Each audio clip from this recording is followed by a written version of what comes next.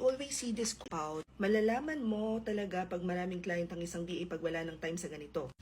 Let me tell you a secret, which is not really a secret. But if freelancer ba yung or virtual assistant yung pinag-uusapan natin, number one skill set namin ang time management. But before we dive deep into your thought, because I feel that valid naman yung nararamdaman mo. However, Dr. Pipple Popper have several branches ng clinics niya, but she has time to create contents. Huwag na tayo lumayo, punta tayo sa lokal.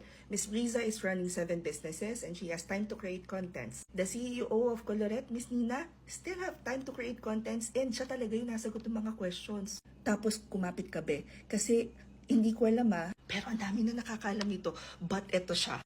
So this is called Google Calendar. This is how I manage my time. And as you can see, meron tayong nakaschedule na content creation ngayon. Ikaw ang huli kong sasagutin because after nito, self-care na talaga, day. I never claim to be and I don't think that I ever will claim to be the highest paid freelancer ever because I know for a fact that yung 5 sa tao ko sa VA agency ay mas mataas pa ang pera sa akin.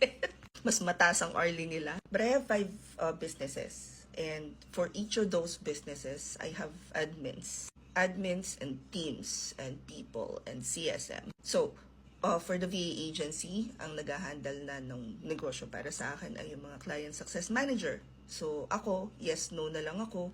Okay yan. Ito magandang strategy. Try natin to. Implement natin to. Okay, go. Hindi nag-work. Sige, palitan natin. And halos lahat ng businesses ko ganun yung nangyayari. Pag-aralan ko yung strategy, titingnan ko kung mag-work siya, iti-test ko siya, so A-B testing, and then pagka-implementation na, iti-delegate ko na siya. So, bukod pa doon, meron akong 5 client na naka-retainer. And for the most part, first week of the month, natatapos ko yung task ko sa kanila. So, meeting na lang, ganyan. Very lucky ako na maagap-agap akong nakawala dun sa mentality na kailangan inuubos ko ang sarili ko sa isang negosyo lang or isang business lang. I have to force myself na matuto na magtiwala sa team ko. And I'm so lucky sa businesses na hawak ko, sa mga team ko, sa admins ko kasi magagaling sila. Madali silang turuan. Kapag nakita ko na hindi fit sa team, I just have to let them go because that's just how life is. Pero I think content creation became one of my parang pang mental break and also naging passion ko na siya. Kasi I've been teaching people how to start working from home since 2013. And ang ganda lang ng tulong ng social media like TikTok because I can help more people, hindi yung mga tao na kakilala ko lang personally. As a matter of fact, we are currently developing 2 more websites that will help aspiring Filipinos. So para lang bigyan kayo ng gist, bakit ginagawa ko to? I have 3 things na pinagdedevotan ko ng time. What makes me happy, what helps the community, and what makes me money. Kapag hindi pumapasok dun sa 3 category na yon, hindi ko na masyadong ana ng time. It is also important to note that even the highest paid freelancers are now starting to create teams. Napaswerte lang ako kasi hindi pa man ganun karami yung client ko noong unang panahon. Say around 2016, 2017. Inisip ko na talaga na for me to parang be fully accomplished in terms of my goals in life because feeling ko maigsi lang yung lifespan ko. I have to make sure na everything is covered, that even without me, the business will run.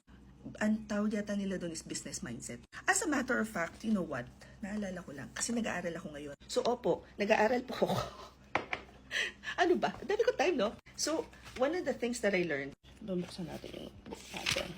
So, okay. One of the things that I learned from Eisenhower is what is urgent is seldom important, and what's important is seldom urgent.